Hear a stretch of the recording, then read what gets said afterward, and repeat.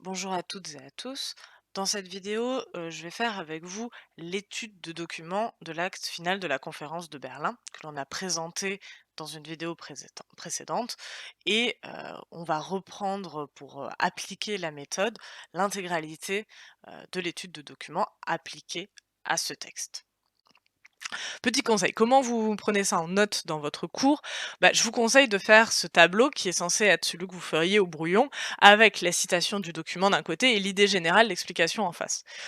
Vous n'êtes pas obligé de recopier toutes les citations du document, vous pouvez, mais sinon vous pouvez juste noter le numéro de la ligne, j'ai numéroté les lignes du document par la suite, et l'idée générale, l'explication. Ça, faut bien que vous le preniez en note dans votre cours, parce que toutes les connaissances que je vais donner pour expliquer ce document sont utiles et font partie du cours.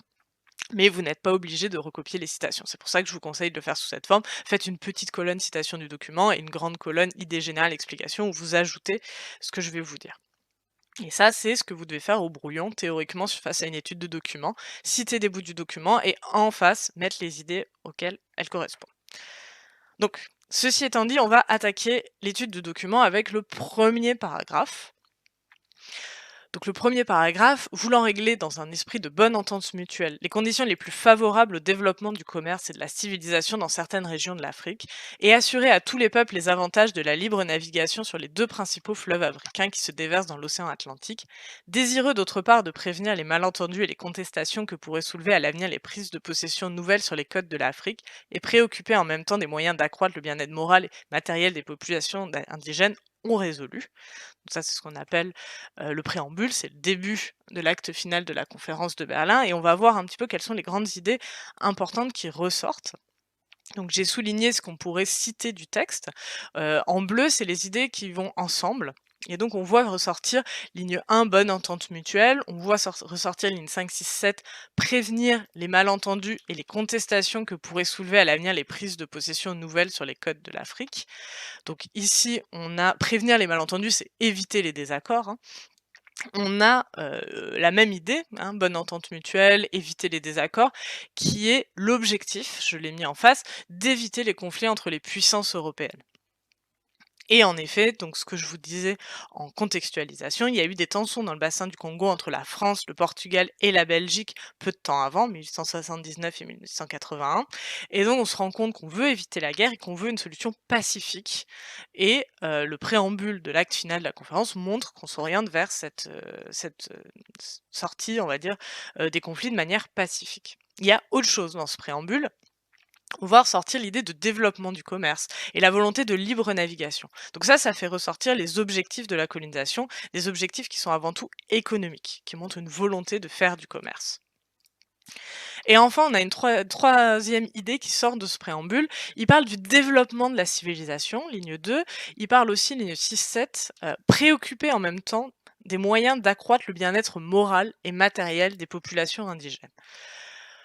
Préoccupés d'améliorer le bien-être moral et matériel, c'est-à-dire améliorer les conditions de vie de la population, on voit bien que, ils essaient de justifier la colonisation.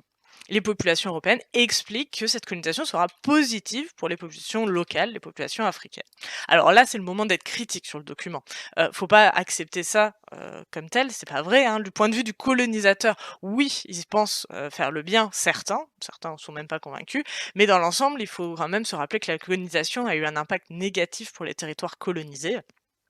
Alors, il y a eu des choses, qui ont été construites, des infrastructures notamment, mais il y a surtout, un pillage des ressources, des mauvaises conditions de vie pour les populations et ça se voit très bien puisque les populations colonisées n'ont pas les mêmes droits que les populations européennes.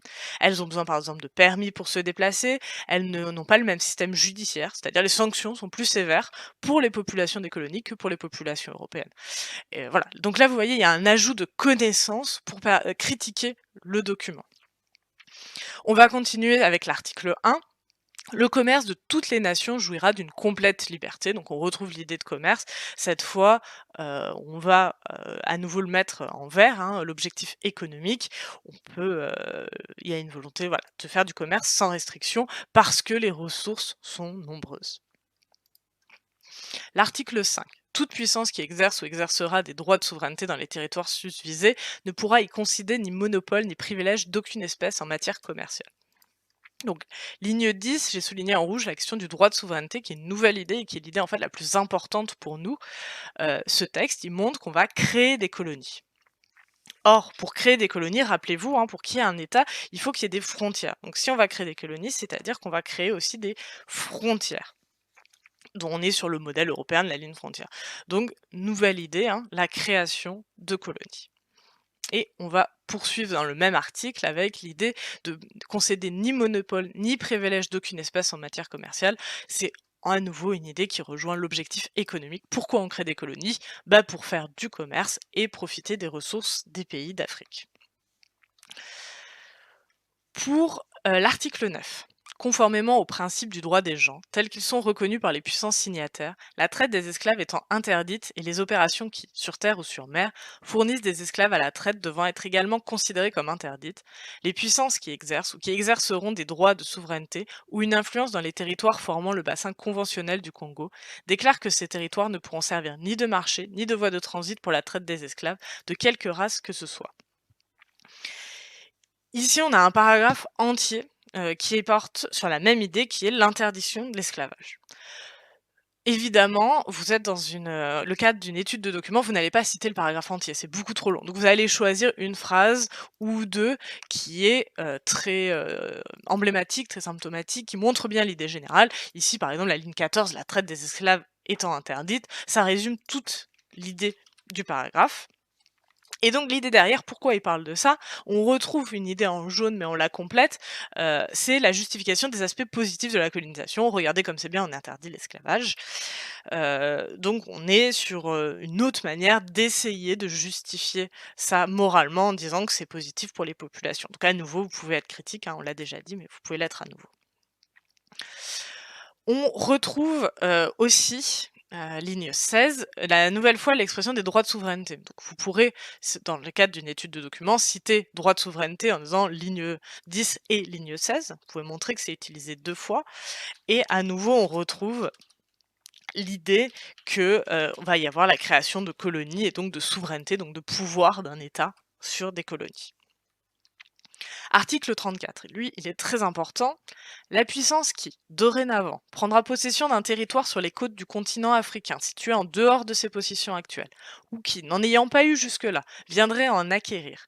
Et de même, la puissance qui y assumera un protectorat accompagnera l'acte respectif d'une notification adressée aux autres puissances signataires du présent acte, afin de les mettre à même de faire valoir, s'il y a lieu, leur réclamation. Alors, pourquoi cet article est important? Déjà, il est intéressant parce qu'il montre qu'il y a 2 formes de colonisation.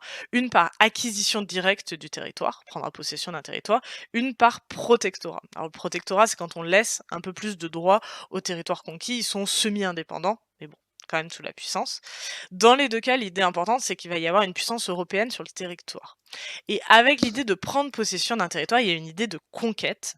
C'est une conquête qui va être militaire par les puissances européennes, qui oublient complètement les réalités du terrain, hein. Il n'y a pas de prise en compte des peuples déjà présents au moment, de la création du territoire, hein, vous le retrouvez ici. Et rappelez-vous, vous avez travaillé sur, la frontière entre le Cameroun, le Gabon et la Guinée équatoriale. Rappelez-vous, il y a l'ethnie Fang, le peuple Fang qui, avant, était ici et qui, à cause de la création des frontières, s'est retrouvé à cheval sur 3 États. Donc le même peuple se retrouve dans plusieurs colonies européennes, alors qu'ils ont l'habitude, de vivre ensemble. Donc on voit bien qu'il y a une création de frontières qui sont liées aux colonisations européennes et qui ne prennent pas en compte les réalités du territoire. On a également dans ce paragraphe, la dernière phrase qui est enfin la fin qui est intéressante, qui parle, d'une notification adressée aux autres puissances signataires du présent acte, afin de les mettre à même de faire valoir s'il y a lieu leur réclamation. Donc 2 idées. On retrouve l'objectif d'éviter les conflits entre puissances. Après une conquête, les États doivent annoncer aux autres quels États ont été obtenus. L'objectif, c'est d'éviter que 2 États se battent pour le même territoire, c'est éviter les conflits frontaliers. Mais on retrouve également, c'est intéressant, donc là c'est plutôt une idée en rouge, le fait qu'il y a des négociations autour des tracés des frontières. Vous voyez, une notification adressée aux autres qui pourront avoir des réclamations. Et donc s'il y a des accords, il ne faut pas passer par la guerre, mais par les réclamations. Et donc l'objectif, c'est de faire des traités, donc des textes officiels, pour reconnaître les frontières des nouvelles colonies. Autrement dit, et ça c'est une idée importante, l'acte final de la conférence de Berlin, il va fixer, les règles de la colonisation. Les pays européens vont s'entendre entre eux pour, voir comment ils vont coloniser l'Afrique. Ainsi, entre 1885 et 1902, la France et l'Angleterre, elles signent plus de 200 traités frontaliers en Afrique occidentale, en reconnaissant au fur et à mesure les frontières, des nouvelles colonies entre eux, donc entre eux, hein, entre la France et l'Angleterre, pas avec, les peuples qui sont colonisés. L'objectif, c'est que au lieu que chacun colonise et se tape dessus, bah, on se met d'abord d'accord sur, quelle partie chacun va coloniser. Et l'article 35, les puissances signataires du présent acte reconnaissent l'obligation d'assurer, dans les territoires occupés par elles, sur les côtes du continent africain, l'existence d'une autorité suffisante pour faire respecter les droits acquis et, le cas échéant, la liberté du commerce et du transit dans les conditions où elles seraient stipulées.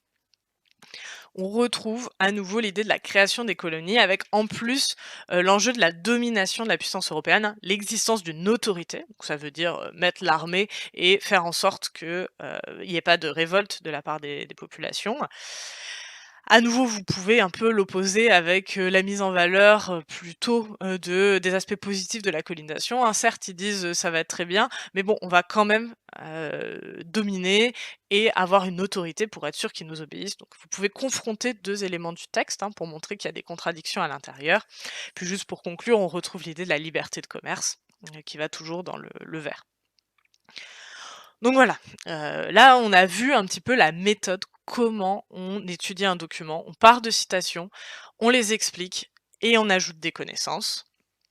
Et l'idée à retenir pour vous, c'est que avec ce texte, les Européens, ils créent des règles qui leur permettent de tracer des frontières en Afrique. Et donc là, je vous ai mis une caricature de l'époque, hein, qui montre bien la conférence de Berlin, à chacun sa part si l'on est bien sage, que l'Afrique, c'est comme un gâteau que se partagent les puissances européennes, sans se préoccuper des réalités du terrain. Et donc, ce que vous devez retenir, c'est qu'avec ce texte, les Européens, ils créent les règles qui leur permettent ensuite de tracer les frontières en Afrique. Donc pour revenir sur cette caricature, hein, ça montre quand même que c'est choquant, hein. Faut bien imaginer les différents dirigeants des pays européens se réunissent à Berlin, alors qu'on parle de l'Afrique. Ils sont bien d'accord pour dire que l'Afrique, c'est un continent qui est plein de richesses, donc ils veulent le conquérir, sauf qu'ils veulent pas du tout faire la guerre entre eux, et donc ils vont se le partager. Et donc la seule règle qu'ils vont décider, c'est que s'ils conquièrent un territoire, il faut prévenir les autres pays européens.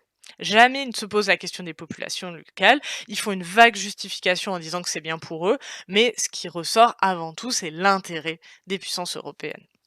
Donc il y a une critique de l'époque. Ce qui est intéressant, c'est qu'il y a même une critique des gens qui sont en train de faire ce partage, de l'Afrique.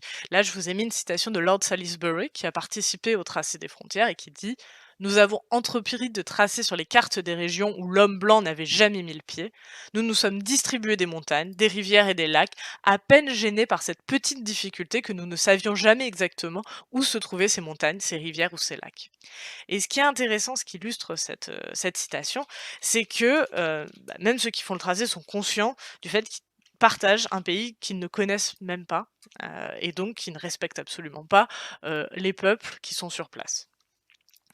La conséquence de cette conférence de Berlin, vous la voyez, alors c'est un document qui vient de votre manuel, hein, document 1, page 156, la présence européenne en Afrique. Vous voyez entre 1886, donc juste après l'acte final de la conférence de Berlin, et 20 ans après, en 1914, comme quoi cette conférence de Berlin, ça a permis on va dire le développement de la colonisation, hein. En 20 ans, la quasi-totalité du continent africain est colonisée, à deux exceptions, le Liberia et l'Éthiopie.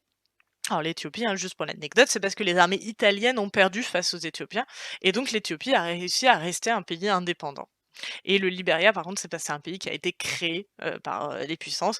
Mais à part ça, tout le reste de l'Afrique est colonisé. Et on va regarder un petit peu de plus près les frontières, hein, puisque c'est quand même notre thème. Regardez les frontières de l'Algérie, du Sahara espagnol, de l'Égypte à ce moment-là, hein, elles ont changé, du sud-ouest africain. Regardez-moi à quel point ces frontières sont droites. J'avais pas noté, il y a aussi celle au nord de l'Afrique équatoriale française. Ces frontières sont parfaitement droites, sont parfaitement géométriques, et ça s'explique parce qu'elles ont été tracées sur des cartes, sans connaître le terrain, et on appelle ça, elles ont été surnommées des frontières de papier, puisqu'elles ont été tracées sur le papier et non pas, sur le terrain. Et ce qui est intéressant, c'est de savoir que les tracés coloniaux, ils ont majoritairement été conservés au moment des indépendances, hein. Cette carte, elle a changé. J'aurais dû mettre une carte actuelle de l'Afrique, j'ai oublié. Mais ça a été discuté entre les chefs d'État, africains. Est-ce que, il faut changer les frontières? Et il y a eu en 1964, une réunion entre tous les chefs d'État d'Afrique qui étaient indépendants à ce moment-là. Alors tous les pays n'étaient pas encore indépendants, mais ils étaient en train de le devenir et ils ont pris la décision officielle de conserver les frontières de la colonisation. Sauf que conserver des frontières qui ont été tracées par des puissances étrangères sans tenir compte des populations locales, bah, ça explique des tensions qui existent encore actuellement. Et donc je voulais revenir sur l'exemple du Soudan qu'on a déjà étudié, hein, le document 4, page 143. Le Soudan est indépendant en 1956.